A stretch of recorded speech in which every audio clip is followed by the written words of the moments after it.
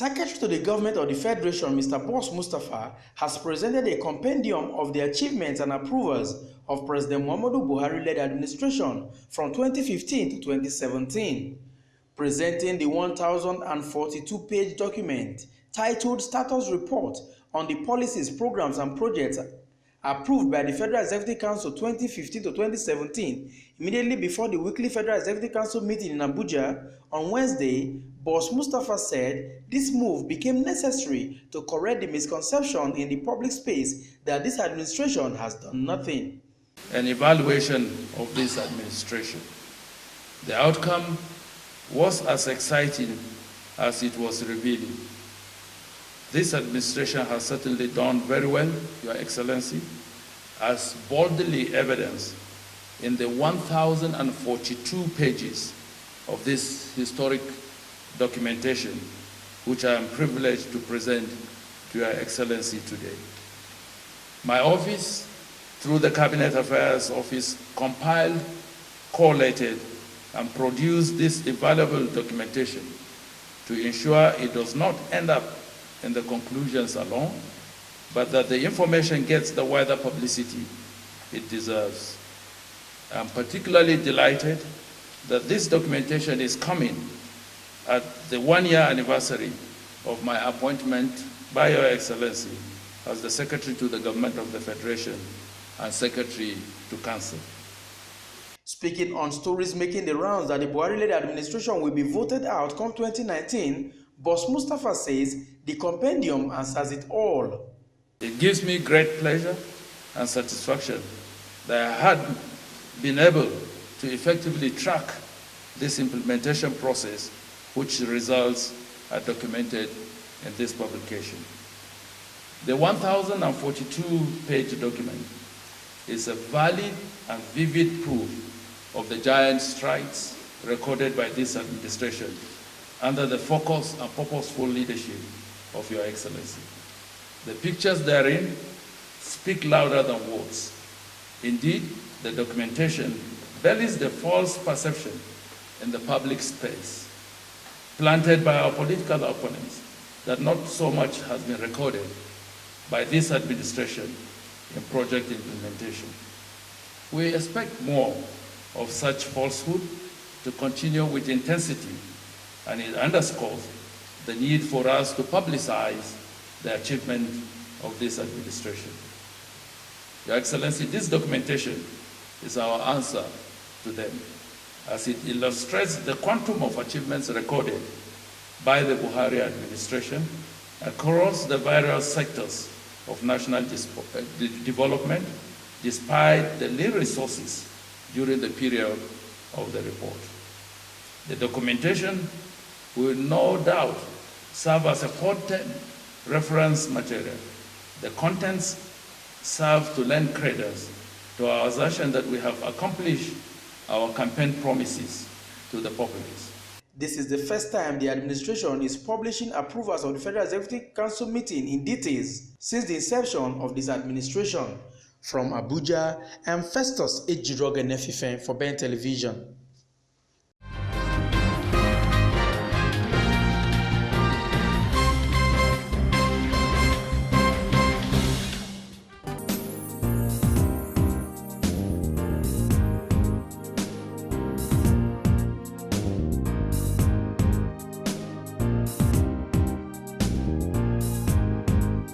The federal government of Nigeria has denied entering into an agreement with the organized labor to increase the nation's minimum wage to 30,000 naira.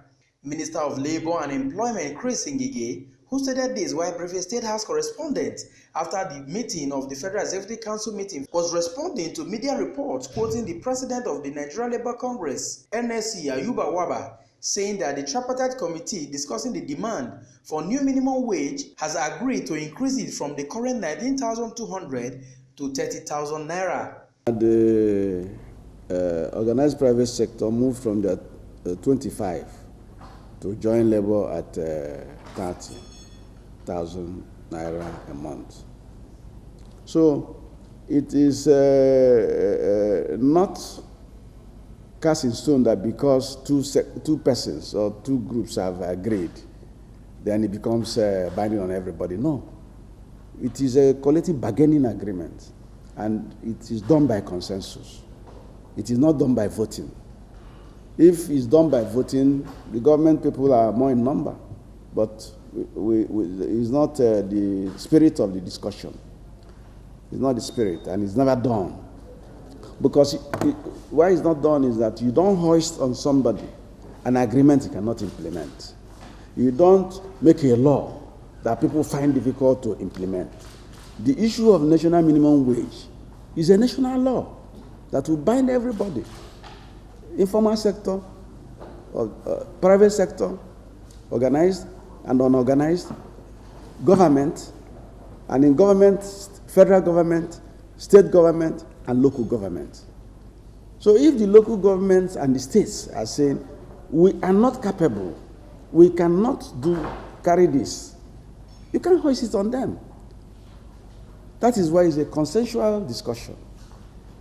And I don't want you people to start saying, oh, the discussion is deadlocked. But we are still discussing the figures we proposed as irreducible minimum. Mr. Chris Igigi said the government is therefore still consulting and negotiations is ongoing, stating that in accordance with the Convention 131 of International Labour Organization, the most important thing to consider in fixing the new minimum wage is the ability to pay. Minister of State for Power, Works and Housing Suleiman Hassan also briefed on some approvals by the Federal Executive Council meeting under his ministry. We, this afternoon, approved the award of the contract for the construction of Kajiji, Jabo, Gurai, Takwacho Road in Sokoto State. This is a 28.75 kilometer road joining Sokoto and Zamfara states. It is in a very good agricultural zone. We'll be able to ferry goods, agricultural goods, human traffic between these two states and onto the neighboring countries of Niger and Benin Republic. This contract was awarded to Messrs. Sky Technical and Construction Company Limited at the cost of 5.202 billion naira. From Abuja, I'm Festus Ejiroge Nefifen for Ben Television.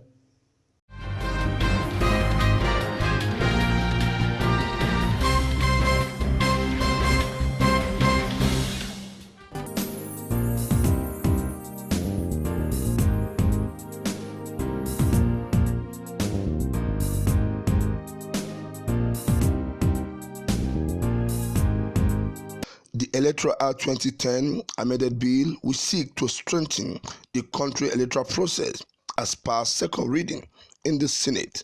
This is the fourth attempt by the lawmaker to amend the bill, which has severally been rejected by President on the ground of inconsistency with the Constitution. Senator Suleiman Nazif, the chairman of Senate Committee on INEC, who presented the committee's report during Wednesday plenary, said the current amendment will address all controversies raised by President Muhammadu Buhari, which led him in withholding assent thrice. He explained that the joint committee came up with additional amendment that will adequately address sequence of elections and make provision for card reader, as well as empower the National Assembly to legislate for local government council. Section 91(2), 5 billion naira for presidential elections. Section 91(3), 1 billion naira for governorship. Section 91(4), 100 million for senatorial election. Section 91(4), 70 million for House of Representatives election. Section 91(5), 30 million for State House of Assembly. Section 91(6), 30 million for Chairmanship Area Council. Section 91(7), 5 million for councillorship. It is worthy to mention that all issues raised by Mr. President, ranging from election sequence down to cost referencing error, shall be addressed. For further clarification, let me reiterate that the issue of card reader has always been part of the electoral amendment process. However, some lawmakers still raise objection to some of the provision of the proposed amendment bill, saying that is unimplementable. Section 145. Let me just read. If at the point of display or distribution of ballot papers by the Commission, a candidate or its agent discovers that his name, the name or logo of his party is omitted, a candidate or its agent shall notify the Commission, and the Commission shall A, postpone the election to rectify the omission, and B, appoint another date to conduct the election in less than 90 days. I think this is very, very dangerous. Because what will happen is that somebody who believes he will lose the election will raise an objection without even consulting the other candidates. He writes to INEC, and the INEC can believe him and then postpone the election. And then it becomes an isolated election where you cannot be able to determine what will happen. So I think it's very, very dangerous and unfair to the rest of the candidates. So I suggest that if you look at this section 140, there are previous subsections there that seeks to ask candidates or their parties to look at the logo, because they print the logo and display them before the election. Then you are now required or expected to either object or approve of it. That's the provision of 140, I think 143 and 4. So I believe that at that point, INEC should be able to rectify it. And if they don't rectify it, maybe the officer in charge should be punished. But not a situation where someone comes on my election day and say, my name is not well spelled, the party's logo is not well done, and then INEC will now use that as an excuse to postpone the election a week or two. Then you now see all kinds of security agencies, they will now come to that constituency and make sure you don't win. So I think that we need to do something about this. And going back to the election expenses, Mr. President, like they said, presidential election, 5 billion naira. Now, how many polling booths do we have in Nigeria? And if you take the number of the polling booths and just take the number of agents that you are going to deploy, and take maybe a minimum of 10,000 or 15,000 naira per agent, on agents alone, you will be coming to maybe something close to this 5 billion naira. So, Mr. President, I don't think it is quite realistic to consider this, and I want to urge my colleagues to have a critical look at it with a view of expunging it altogether. That is 5 and this 4, because it will just pose a serious problem and a bottleneck to everybody. I thank you, Mr. President. Senate needs to take a very critical look at election expenses. Very critical look at election expenses. I think a major problem of this democracy now is the amount of money that is being spent. And so here we have about, for senatorial, that is for our purpose, they are talking about 100 million to be spent. Who will enforce this? The whole thing is very loose there. Over there, nobody takes account of anything. And the society is there to milk everybody dry. And Mr. President, you see, it's something that we need to address holistically. Otherwise, we are lawmakers. We don't have to make a law that cannot be implemented. It's something that is unimplementable. So we need to carry major stakeholders like the security agencies, the INEC itself, everybody, before we arrive at a figure that we are not here for joke. Well, whatever we do here, we want it to be taken very serious and something that can be implemented. With this provision, you can win an election. Somebody will allege that you exceeded the limit and you start defending yourself not to go to jail instead of going to do your work. So in the final analysis, I suggest that this section should be expunged completely, because I don't see the effect it will have. Even a presidential election, 5 billion naira, I don't know whether it's cost of billboard or vehicles.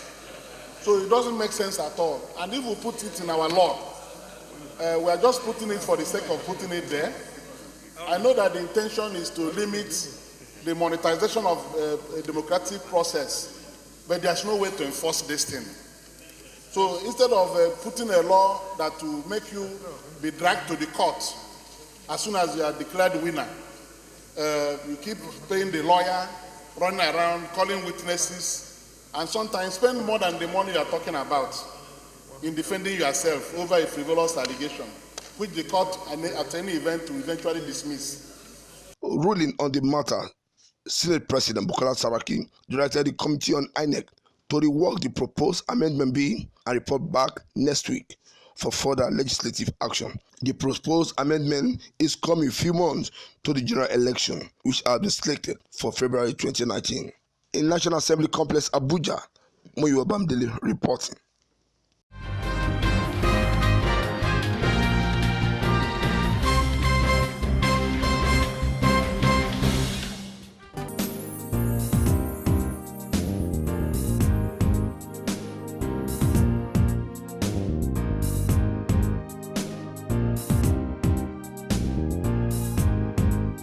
Senate President Bukola Saraki has administered oath of office on Lawa Gumau, APC Bauchi South, and Ahmed Baba Kaita, APC Katsina North, the newest senators in the country. The swearing ceremony took place at the Senate on Wednesday. Gumau emerged winner of the Bauchi South senatorial election held on August 11, 2018. Gumau, who was a member of the House of Representatives, replaces late Senator Ali Wakili, who died on March 17, 2018. Baba Kaita was declared winner of the Katsina North senatorial election, replaced late Senator Mustapha Buka, who died on April 4, 2018. In another development, the Senate also confirmed the appointment of Moise Banire as the chairman of the Governing Council Board of the Asset Management Corporation of Nigeria, AMCON. The decision to confirm Banire appointment was taken at the Senate plenary section on Wednesday. President Muhammadu Buhari has nominated Banire, a former legal advisor to the All Progressive Congress, for the appointment as the AMCON chairman in July 2018, shortly before the Senate embarked on recess.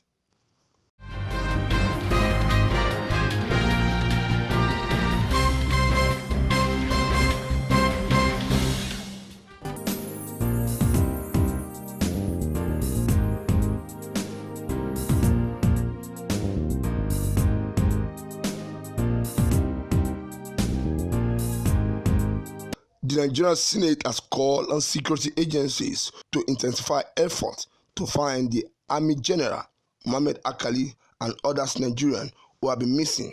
It also urged the federal government to set up an investigative panel of inquiry to examine and determine the remote and immediate circumstances surrounding the dumping of car in the pound in Dura-Du district of Plateau State. The Senate called follow a motion moved by Mohammed Hassan, PDP, Yobe South, who stressed that the disappearance of numerous commuters along Dura-Du axis of the past few years, especially Bauchi onward bound traveler, need to be addressed urgently. He explained that most of the recent incidents raised some pertinent questions, while acknowledging the thoroughness of investigation of Nigerian Army and other security agencies who narrowed their search to the pound.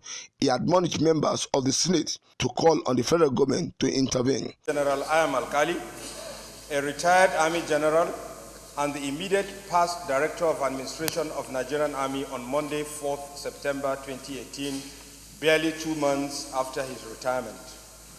Concerned that on Monday, 4th September 2018, his wife, Mrs. Salamatu Alkali, alerted the Army authorities that her husband, who had departed Abuja the previous day in the morning for Bauchi, had not reached his destination, after informing her the previous day on Monday, 3rd September 2018, at about noon, that he arrived Jos safely and would be passing through Du Road to Bauchi. The Senate notes with sympathy that that was the last communication she had with her husband until this moment, as his whereabouts is presently unknown. The Senate further notes that following his disappearance, the Nigerian Army, with the support of the Nigerian Police, Department of State Security, Fire Service, and other security agencies, embarked on intensive search via tracking of his phone up to when it was switched off, as well as relying on tip-offs. The Senate also resolved to set up an investigative panel to identify and interrogate possible suspects in this act and ensure that the perpetrators face the full wrath of the law.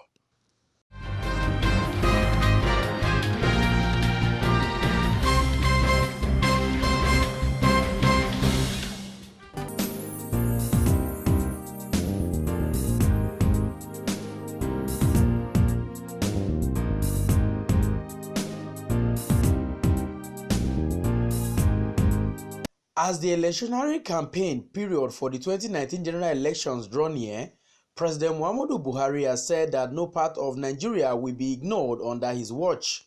The president, who gave the assurance when he received a delegation of Ugeb Kingdom Cross River State led by His Royal Highness Oboy Ufem Ubana, was responding to a request by the royal father for the federal government to intervene and resolve inter-ethnic conflicts affecting several communities, namely Oyadama, Edibe, Usomtong, Adama, and Ekureku. Speaking to State House Correspondent after the meeting, leader of the delegation, His Royal Highness Oboy Ufem Ubana, Oboy Lokpom of Ugeb, said they were in the villa to thank Mr. President for appointing their sons and also reminding him of their challenges. His Royal Majesty Obol Ofem Ubangitang, the Obol Lupon of Ugeb. We came here to thank Mr. President for finding our children worthy to work in his government. In this government, we have 3 of our illustrious sons. The Chief of Naval Staff is from our local government. The Minister for Niger Delta is from our local government. And the essay on public prosecution is from our local government. So we have come to thank Mr. President for finding them worthy to work with him. That is why we're here. And we're also asking him to help us stem out the menace of communal clashes in our area. That is one of the major problems. We have also asked him to upgrade our institution, the only government-owned institution in our local government, the Institute of Management and Technology, to Federal University of Technology. And then we're asking that those who are displaced as a result of these communal clashes be resettled. Like we have a community, the Ebome Bijakara community. They have been living as refugees for the past 11 years. So the problem is telling on our community. So we are pleading with the federal government to resettle them. He pledged the support of his community to the president's quest to rescue Nigeria.